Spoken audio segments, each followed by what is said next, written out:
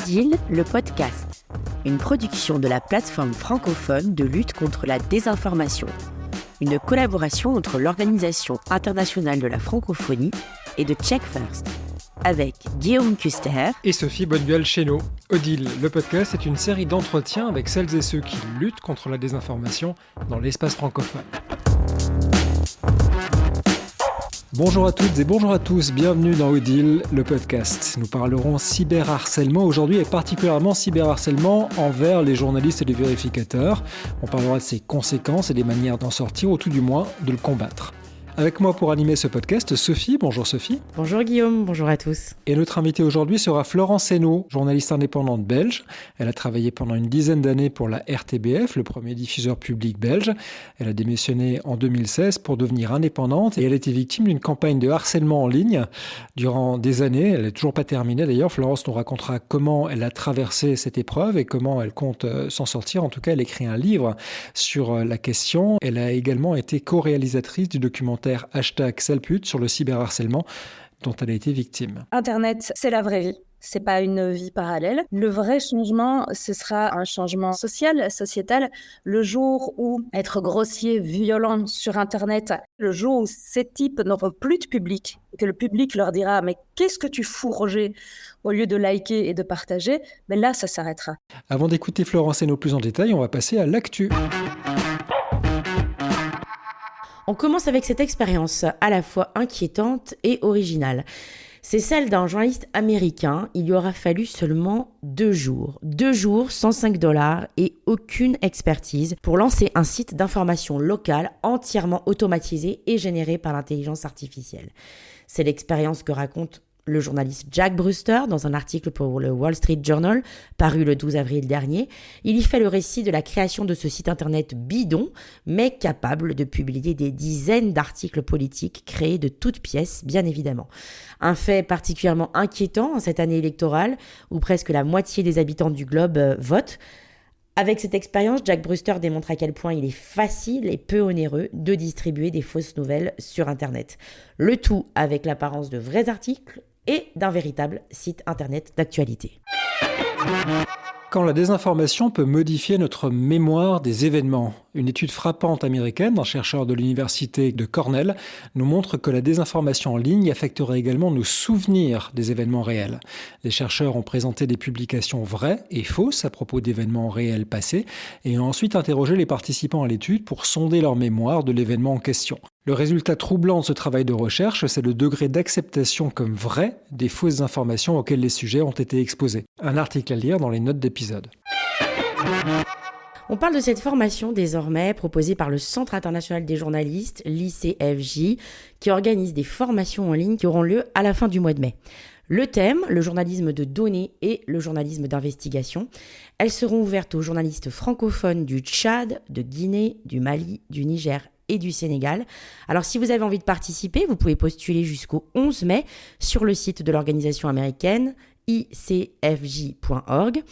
Justement, à propos de cette série de formations, vous trouverez plus d'informations dans notre précédente newsletter. Et d'ailleurs, nous publions chaque semaine de nouvelles opportunités repérées lors de notre veille hebdomadaire. Alors n'hésitez pas à nous rejoindre sur notre liste de diffusion. Ça se passe sur le site d'Odile, odile.org. Et enfin, on termine par une distinction et nos félicitations au passage, celle reçue par l'AFP pour sa série de vidéos Fact-Check. Elle fait partie des lauréats des Digital Media Awards Europe, un prix organisé par l'Association mondiale des éditeurs de presse. Et c'est pour sa playlist vidéo intitulée Vrai ou faux, comment vérifier une info, que l'AFP a été distinguée dans la catégorie meilleur projet de fact-checking. Cette compilation de 70 vidéos courtes a été créée par l'équipe du service investigation numérique de l'agence de presse, conseils pratiques, éducation média. Ces vidéos en français, anglais et espagnol entendent répondre à la désinformation là où elle se trouve, c'est-à-dire en ligne. La playlist est disponible sur les chaînes YouTube et les comptes des réseaux sociaux de l'AFP. Bonjour Florence Hainaut. Bonjour. Merci beaucoup de prendre le temps de nous rejoindre, d'autant qu'on sait que c'est pas toujours facile de revenir sur des faits de cyberharcèlement. Chaque nouvelle intervention de votre part ou interview vous expose à de nouvelles attaques, donc un grand merci pour ça. Et j'aimerais qu'on commence peut-être par revenir sur votre histoire et la manière dont vous avez vécu le cyberharcèlement, ses origines, d'autant qu'en tant que femme journaliste, vous n'êtes pas la seule de ce genre d'attaque. Oui, d'après une étude de l'UNESCO, 73% des femmes journalistes ont subi de la cyberviolence parce qu'elles sont femmes et journalistes, donc dans le cadre de leur métier. Donc c'est déjà un facteur de risque. Parler féminisme, évidemment, est un facteur de risque à plus ou moins 100%. Donc femmes journalistes féministes, ça faisait beaucoup, mais les premières expériences de ce que j'appelle aujourd'hui de la cyberviolence, j'avais pas les mots à l'époque, que j'ai connues, mais ça a commencé très tôt, en 2010, quand je présentais les infos sur la matinale d'une radio de la RTBF, et un auditeur particulièrement obsédé par moi me faisait tellement peur que pendant quelques semaines, quelques mois, je sortais de chez moi. Je sortais de chez moi à 2h30 du matin. Je sortais avec un couteau parce que j'étais persuadée que j'allais un jour le retrouver devant ma porte. Et quand j'en ai parlé à des collègues, au service juridique, etc., on était en 2010, personne n'a pris ça au sérieux. On m'a dit oui, mais c'est son Facebook privé, il ne faut pas répondre aux auditeurs. Et donc la première réponse de la société finalement que j'ai eue quand j'ai parlé d'un stalker qui me faisait peur ou quand j'en avais peur physiquement, ça a été que c'était un petit peu ma faute et que c'était pas si important que ça. Et j'ai bien appris la leçon et je me suis tue pendant des années jusqu'à ce que je n'en puisse plus de me taire et que je décide d'en faire un sujet de travail. Qui, pour le coup, a déclenché une tornade que vous n'attendiez pas forcément? Oh, c'est pas. J'ai co-réalisé en 2021 un documentaire qui s'appelle #salpute sur les cyberviolences misogynes avec Myriam Leroy. Et c'est pas ça qui a déclenché le plus de violence. Je pense que l'épisode le plus violent que j'ai vécu, c'est quand j'ai écrit une carte blanche. Il y avait une décision de justice qui autorisait une haute école à interdire les signes religieux. Et j'ai écrit une carte blanche parce que je trouvais que interdire à des femmes adultes qui portent le foulard d'utiliser un service public, c'est ce qu'est l'enseignement supérieur, ça me semblait être un grave précédent. Et c'est complètement parti en sucette. C'est complètement parti en sucette. Je me suis même ramassé votre fachosphère française. Hein. Merci les déchets toxiques. Donc c'est une histoire dont je paye encore les conséquences aujourd'hui. Alors qu'il me semblait que je réinventais pas la roue en disant ça, mais prendre la parole dans l'espace public en tant que femme sur ce genre de sujet, on m'a rappelé qu'en fait, c'était pas ma place et on me l'a rappelé de manière très violente. Justement, quelles ont été les manières de vous le rappeler? Quelles ont été les formes de ce cyberharcèlement? Il y a tout eu. Donc il y a parce que c'est vrai, quand on parle cyberviolence, finalement c'est assez large. On pense aux insultes et aux menaces parce que c'est ce qu'il y a de plus visible, de plus graphique. Donc évidemment j'ai eu des insultes, des menaces. Il y a ma page Wikipédia qui a été saccagée, ou sur ma page Wikipédia il est régulièrement écrit que je me suis réjouie de l'arrivée des talibans au pouvoir. Mes comptes ont été hackés, il y a eu des photomontages avec mon visage, il y a eu des menaces, les gens ont dit que j'étais... beaucoup de diffamation, hein. Principalement les gens ont dit que voilà, j'étais naïvement tombée dans les bras des islamistes. J'étais ça c'est nouveau, je l'avais pas vu venir celle-là. Donc voilà, ça a été beaucoup de choses, principalement du saccage de réputation et des menaces. Il y a eu des menaces très, très, très explicites par rapport à ce qu'on allait me faire. Et c'est vrai que c'est la première fois de ma vie où j'ai eu peur parce que je me suis dit qu'il y en avait toujours un qui était plus bête qu'un autre et qui se disait peut-être sincèrement que j'étais la porte d'entrée de l'islamisme en Belgique et qui voudrait peut-être régler le problème. Donc ça m'a fait un petit peu peur. Mais sinon, les cyberviolences, c'est tellement plus large que ça. Par exemple, la diffusion de contenu intime. 90% des victimes sont des filles et des femmes. Ça peut être dans le cadre d'une relation de couple, le fait d'obliger la personne à donner ses codes, de l'obliger à se géolocaliser pour vérifier qu'elle est bien là où elle dit qu'elle est. Ça peut être les deepfakes, c'est terrible, ça c'est vraiment terrible. Donc c'est la création de photos ou de vidéos à caractère pornographique sur base du visage d'une personne. Donc il y a vraiment toute une palette, parce que finalement c'est ça qui est important de comprendre avec les cyberviolences, c'est que ce sont des violences commises avec un moyen cyber, mais ce sont avant tout des violences. Cyber, ça reste le moyen de commettre ces violences, rien de plus. Alors vous partagiez tout à l'heure l'expérience avec un auditeur trop insistant, même obsédé par votre personne au point qu'il vous fasse peur. On était en 2010 avec quasiment pas de réaction institutionnelle, où en gros on vous dit c'est comme ça, faut faire avec. Aujourd'hui, 14 ans après, est-ce que vous voyez une évolution dans la manière dont la société traite ces cas de cyberharcèlement en tant que victime et aussi en tant que militante ? Oui, on commence doucement à prendre la mesure. Enfin, je dis doucement, c'est vraiment con la calma, hein, un petit peu, du moins en Belgique. En France, il y a toute une série de lois qui viennent de passer, qui sont très encourageantes. En Belgique, c'est encore un peu le Moyen-Âge à ce niveau-là. Ce qui a énormément changé, c'est que la RTBF en 2010, qui me disait c'est en compte privé, on peut rien faire, et la RTBF en 2024, qui a une politique de tolérance zéro par rapport aux cyberviolences contre ses employés, contre ses journalistes. Aujourd'hui, il y a un procès qui aura lieu en 2025. C'est la RTBF et Florence Henault qui attaquent quelqu'un pour harcèlement. Ça, c'était inimaginable il y a 14 ans. Donc, c'est ça qui a changé aussi, c'est que, en tout cas, certains médias, en Belgique, la RTBF est le seul. En France, beaucoup de médias ont pris la mesure du problème et donc protègent leurs journalistes et ont compris que si on ne protégeait pas les journalistes, on les entourait pas, on leur permettait pas d'avoir aussi des cellules d'aide psychologique et puis un soutien juridique, en fait, ces journalistes allaient disparaître. Et c'est ce qui est en train de se passer, c'est que c'est tellement violent d'être femme et journaliste que pour survivre, il faut se faire toute petite, ne pas aborder des sujets qui pourraient cliver ou déclencher de la violence, principalement les questions de genre, et ne pas toujours signer ces articles. Donc, entourer les femmes journalistes, c'est aussi s'assurer qu'elles soient encore vivantes dans 10 ans. Alors Odile, le podcast, on s'adresse à une audience dans toute la francophonie. On a beaucoup de nos auditeurs qui sont en Afrique francophone, par exemple, où les mœurs sont différentes, l'évolution de la société aussi est différente de ce qu'on peut connaître en Europe continentale. C'est pour ça que j'aimerais vous poser la question de mesures de protection qu'une femme journaliste ou fact-checkeuse pourrait prendre pour elle-même. Parce que ce que vous nous dites, c'est qu'il y a de l'autocensure subie par les femmes journalistes qui s'interdisent de traiter certains sujets de peur de représailles parce que ça touche à des intérêts alors soit contre la fachosphère, soit contre les masculinistes, ce genre de choses-là.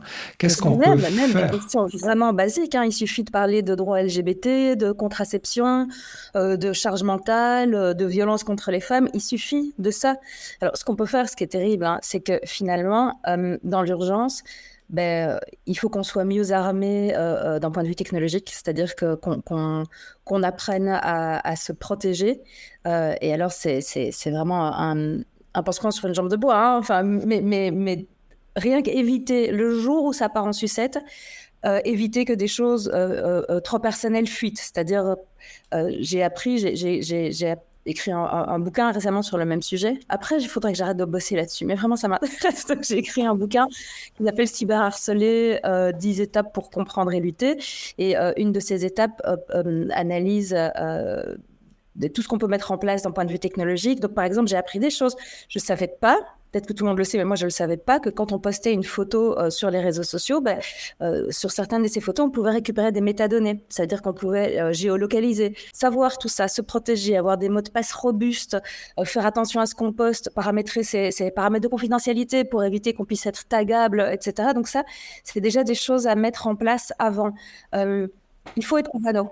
On dit toujours pas de parano. Si, il faut être parano. Il faut se protéger un maximum. C'est-à-dire que si un jour quelque chose de terrible vous arrive, si vous êtes visé par une vague de haine, eh bien, si vous êtes protégé auparavant et vous avez bétonné les failles, il y aura moins de choses qui pourraient être divulguées. Donc, par exemple, la journaliste Nadia Dam, qui a subi une vague de cyberviolence absolument hallucinante en 2017, ils ont retrouvé l'adresse de son domicile, l'école de sa fille, etc., sur base vraiment de trucs stupides qu'on poste sur les réseaux sociaux parce qu'on ne fait pas gaffe, évidemment, on ne vit pas avec une épée de Damoclès au-dessus de la tête. Et hélas, je pense que il faudrait qu'on soit tous, mais surtout toutes, éduqués à se protéger d'un point de vue technologique. Oui, d'ailleurs, on peut rappeler qu'Odile a produit une formation sur la cybersécurité des journalistes, où on peut apprendre notamment les moyens de se protéger contre ce type de risque-là, et qu'elle est disponible sur odile.org. Sophie, je vois que vous avez une question. Ce qui m'intéresserait de savoir, c'est les conséquences que ça a eu sur votre vie personnelle. Alors, il y a... quand on parle de santé mentale, moi, je me cache derrière des chiffres parce qu'il y a des choses dont je veux bien parler, d'autres dont j'ai pas envie de parler, bêtement parce que je sais que tout ce que je fais, tout ce que je dis, les émissions dans lesquelles j'interviens, voilà, sont scrutées, découpées, instrumentalisées, etc., et que j'ai pas du tout envie de donner à la bande de type qui veut me nuire des biscuits pour lui montrer que ça fonctionne parfois. Donc, les chiffres dont on dispose en termes de conséquences mentales, on sait que 88% des victimes de cyberviolence souffrent ou ont souffert de troubles anxieux et dépressifs. 49% des femmes victimes estiment que leur sécurité personnelle est menacée et 14% des victimes ont tenté de se suicider. Donc ça, c'est ça, les effets de la cyberviolence. On a parfois tendance à pas comprendre parce que le préfixe cyber fait penser que c'est pas tout à fait réel. Mais c'est ça, les effets de la cyberviolence. Après, moi, ça a eu des conséquences sur mon métier. C'est-à-dire que j'ai dû quitter, il y a déjà plusieurs années, Twitter et Facebook parce que ce qui m'était infligé sur ces plateformes au quotidien était devenu invivable. Mais quand on est journaliste freelance, c'est compliqué évidemment de quitter ce genre de plateforme. C'est-à-dire on perd une exposition, on perd un réseau, on perd du jour au lendemain. Plus personne n'a pensé à moi. J'avais du mal à contacter les gens parce que je les contactais beaucoup via Twitter. J'avais accès à tout le monde via Twitter. Ça a eu des conséquences aussi parce que pour le moment, les cyberviolences dont je suis victime, c'est principalement du saccage de réputation. Et à force, en fait, cette petite musique aigrelette depuis des années où je serais naïvement tombée dans les bras de l'islam radical et puis j'aurais menti sur le harcèlement que j'ai subi, etc. Mais tout ça a des effets, c'est-à-dire que parfois les gens ne suivent pas très bien, mais ils se disent que quand même il y a un souci avec moi. Je sens un peu le souffre. Ce que vous dites, c'est qu'il y a cette musique lancinante qui finit par s'accrocher dans l'inconscient collectif, en tout cas ceux de potentiels collaborateurs, et que ça vous oblige, même si vous avez envie d'oublier cette histoire, à venir corriger, rétablir la vérité, même aujourd'hui, à un moment où vous n'avez peut-être pas envie de passer à autre chose. Mais ce qui est, c'est que j'aimerais bien rétablir la vérité, mais personne, évidemment, ne me dit en face, tu sais, quand on a pensé à toi pour une collaboration, puis on s'est dit que finalement, tu étais peut-être problématique, on l'a pas fait. Donc, c'est aussi pour ça que j'ai saisi la justice. J'ai, en 2024, 2025, sans doute 2025, 3 procès qui vont arriver. Ces procès, ils sont importants pour moi à plusieurs égards, pour des raisons politiques, en fait, parce qu'à un moment, on ne fera pas avancer il n'y aura pas de jurisprudence, on ne fera pas avancer les choses s'il n'y a pas de cas qui vont devant les tribunaux. En Belgique, c'est très difficile d'arriver devant un tribunal avec un cas de cyberviolence, de cyberharcèlement. C'est important pour moi aussi parce que j'attaque des mensonges qui sont proférés à mon encontre. Et donc, et je dis bien si, parce que pour le moment, l'état de la justice en Belgique ne donne pas vraiment confiance, si je gagne ces procès, et je dois les gagner d'un point de vue, mais bon, si je gagne ces procès, ce sera aussi il y aura aussi une vérité judiciaire qui, moi, me fera du bien parce qu'en cas de... si un jour quelqu'un m'appelle en disant « on a pensé à toi, mais on hésite », mais moi, je peux produire ce truc en disant « mais voyez bien, enfin, je veux dire, la justice a tranché, ce sont des mensonges et pour le moment, ça reste un peu parole contre parole et ça me semble c'est d'une grande violence. Oui, mais ils disent que... Oui, mais c'est faux. Donc voilà, puisque ma parole n'a pas de poids, je vais demander à la justice un porte-voix. Alors justement, si on se projette un peu dans l'avenir, qu'est-ce que vous aimeriez voir du point de vue de la réponse sociétale? Parce qu'on a commencé à voir des évolutions dans les entreprises qui protègent les leurs. On voit tout doucement dans certains pays européens, ailleurs dans le monde anglo-saxon peut-être un peu plus qu'ailleurs, qu'il y a des réponses judiciaires qui commencent à se mettre en place. Est-ce que vous souhaitez, ou peut-être l'avez-vous déjà fait, travailler avec des législateurs pour réfléchir à des cadres, pour éviter que ce genre de choses n'arrivent? C'est ce qui est en train de se faire, mais c'est le Digital Service Act qui a été voté en août dernier, qui était censé être implémenté en février, mais Anne Masseran, moi j'ai toujours rien vu venir, donc ils sont pas très pressés. Donc, il y a des petites évolutions. Travailler, alors c'est ça alors je sais qu'on n'est jamais prophète en son pays, mais par exemple j'ai été invitée à l'Assemblée nationale, j'ai travaillé sur toute la feuille d'apaisement du numérique, le programme du gouvernement français, je m'exprime devant le Parlement européen, parfois devant des gens de l'ONU, etc. En Belgique, ça n'a pas l'air de les intéresser des masses. Après, moi je suis, voilà, ça prend du temps, ça coûte cher de militer, tout ça, moi je suis pas payée pour faire ça, donc mais je trouve ça un peu dommage parce que ça fait 7 ans que je travaille sur le sujet et je pense que j'aurais des choses à amener. Ce qui devrait changer pour moi, il y a tellement de choses. Je pense qu'il est temps en 2024 qu'il soit communément admis que Internet est l'espace public le plus important dont on dispose aujourd'hui. et que c'est pas le Far West sur lequel on peut faire n'importe quoi. Déjà, si les lois dont on dispose pour la vie physique pouvaient être appliquées à la vie numérique, ce serait déjà un grand début.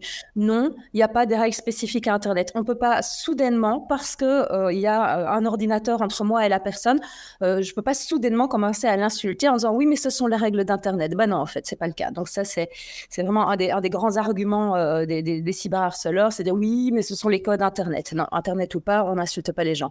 Donc qu'on fasse déjà appliquer les lois avant même de penser en avoir des nouvelles, mais déjà qu'on fasse appliquer les lois actuelles et qu'on réfléchisse à des lois plus adaptées. Par exemple, en Belgique, il faut se battre avec des lois qui ont été créées avant l'invention du téléphone pour essayer de les faire appliquer à Internet. Tant dire que c'est un peu plus difficile que de mettre des formes Fisher-Price dans des trous adaptés. Hein. C'est pas simple. Donc déjà qu'on reconnaisse que Internet, c'est la vraie vie. C'est pas une vie parallèle.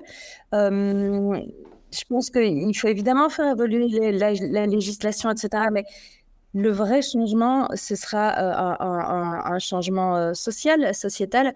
Le jour où être grossier, violent sur Internet, via Internet, parce que ne sera plus vu comme quelque chose de...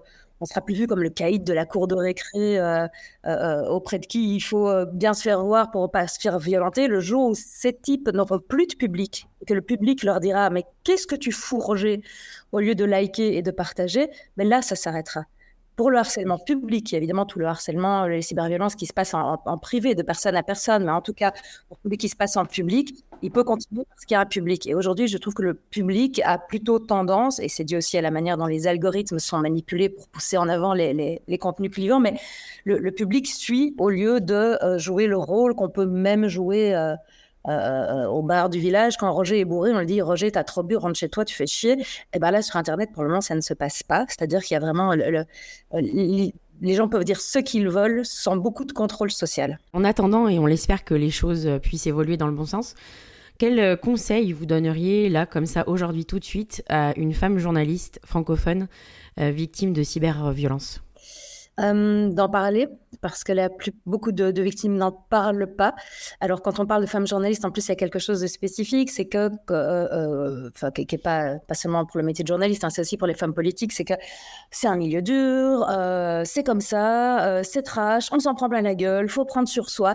Et donc, parfois, les femmes journalistes ne parlent pas des cyberviolences qu'elles subissent parce qu'elles n'ont pas envie. C'est déjà un milieu très masculin dans lequel les femmes ne sont pas toujours les bienvenues et elles n'ont pas envie d'être vues comme des victimes, des chouineuses, des faibles. Et donc, elles prennent sur elles. Et en fait, il faut en parler. C'est d'une grande violence. Ça a des effets sur absolument tout. À qui on en parle ? Ben, c'est ça. Alors, déjà, si on pouvait en parler entre consorts, ce serait pas mal. Parfois, même entre consorts, c'est compliqué. Il y a en France, beaucoup de médias ont mis en place des cellules, des personnes de confiance. En Belgique, c'est encore l'exception. Il y a la RTBF et sinon rien. Mais en France, c'est en train de se généraliser. Le fait que l'UNESCO et International Center for Journalists aient sorti une étude sur les cyberviolences contre les femmes journalistes, ça a l'air de rien, mais c'est énorme. Ça veut dire que c'est aussi une étude qui dit à toutes celles qui morflent, mais qui se serrent les dents, vous savez quoi ? En fait, c'est grave. Ce que vous vivez, c'est pas votre faute. Ce que vous vivez, c'est systémique. Ce que vous vivez, c'est parce que vous êtes journaliste.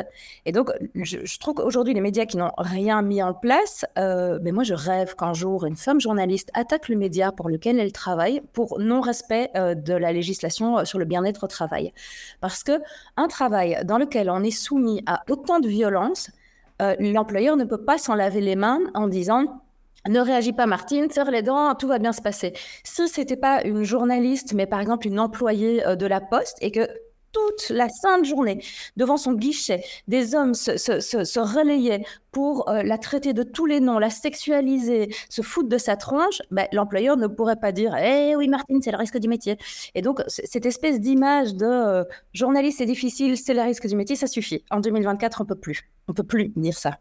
Et malheureusement, en même temps, je pense que c'est la réalité, avec notamment le problème encore persistant pour trouver un travail fixe. Ça doit encourager quand même, malheureusement, le silence. Mais justement, c'est ça, c'est que pour le moment, cette phrase, elle est hyper bateau, et pourtant, j'ai pas trouvé mieux. Et pour le moment, la honte, elle est toujours du côté des victimes, aussi parce que même si on avance, on n'a pas la société et la mise en récit médiatique de ce genre de cas me semble pas toujours adéquate.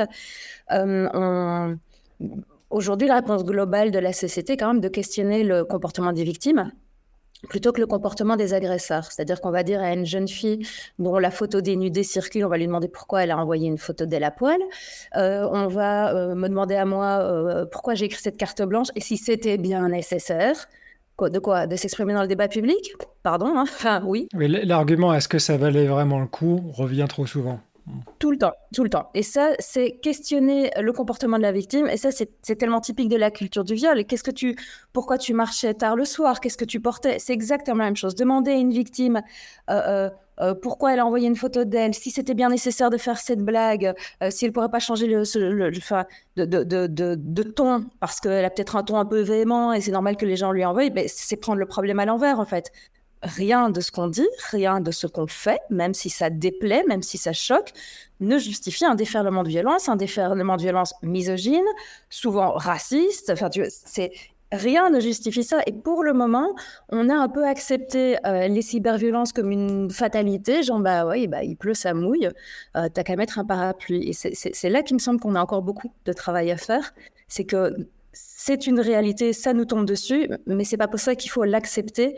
Et il faut travailler avec pour le moment parce qu'on peut pas faire autrement. On peut pas décider que les gens vont arrêter d'être méchants, arrêter d'être violents, arrêter de vouloir qu'on se taise. Mais accepter ça comme une fatalité, ça me semble une tristesse sans nom. On peut pas. Enfin, c'est quoi le projet de société là-dedans?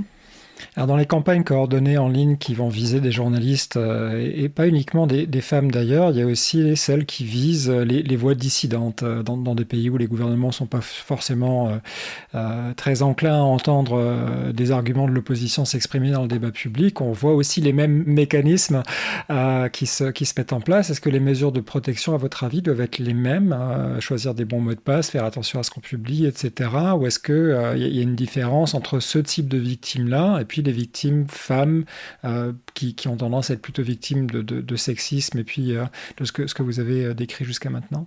Je pense que quand on a peur pour sa vie, que ce soit parce qu'on est une femme menacée de viol parce qu'on a dit bonjour sur Internet ou parce qu'on porte une voix dissidente, il y a des outils communs qui peuvent être utilisés. Maintenant, le pouvoir d'un gouvernement n'est pas le pouvoir d'une bande de harceleurs. C'est-à-dire que les harceleurs sont parfois très doués en informatique, mais ils ne peuvent pas remonter votre adresse IP, vous mettre sur écoute, saisir vos comptes, etc. Donc là, c'est quand même un autre niveau. Et c'est intéressant. C'est intéressant, c'est juste que ça me fait penser à un truc. On entend souvent que le gros souci sur Internet, c'est l'anonymat. Que s'il y avait plus d'anonymat sur Internet, plus personne n'oserait insulter en son nom propre. C'est faux. C'est faux. Bon, la plupart des gens qui m'insultent, ils le font sous leur vrai nom parce que c'est pas une honte de le faire. Socialement, c'est pas puni d'être un harceleur. Et puis, déjà, l'anonymat au sens strict du terme, il n'existe pas. Les plateformes détiennent toutes les informations nécessaires pour remonter à votre identité si elles ont envie de le faire. Le pseudonymat existe. Et le pseudonymat, il est extrêmement important parce qu'il permet justement à des voix dissidentes de pouvoir s'exprimer en protégeant leur famille, en se protégeant. Ça permet à des féministes de s'exprimer, à des lanceuses et des lanceurs d'alerte, à des voix dissidentes. Donc, ça ne permet pas que à des harceleurs de se faire appeler Totoro69 pour m'insulter. Ça permet aussi de faire émerger des voix et des discours qui n'ont pas leur place dans les médias traditionnels. Et ça, c'est extrêmement important. Quel réseau social, si c'est un réseau social, vos cyberharceleurs utilisent? X principalement. X surtout. Et depuis le rachat de X par Elon Musk, évidemment, c'était déjà un peu l'enfer avant. Mais quelques mois après le rachat par Elon Musk, les chiffres étaient assez parlants. C'était plus de 100% d'insultes racistes. C'est X, de plus en plus de médias, de plus en plus d'institutions quittent le réseau social. Ça me semble nécessaire et je trouve que les médias qui s'y trouvent encore aujourd'hui font une grave erreur. Il faut maintenant quitter Et il faut quitter cette fosse sceptique.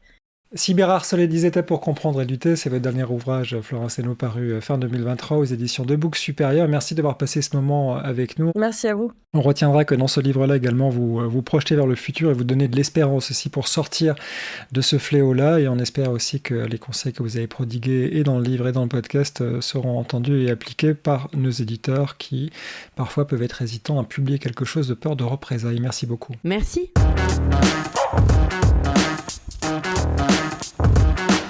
Merci de nous avoir suivis. Retrouvez Odile le podcast sur toutes vos plateformes de podcast favorites. Et retrouvez toutes les actualités d'Odile sur le site odile.org, odil.org et sur X Odile Plateforme.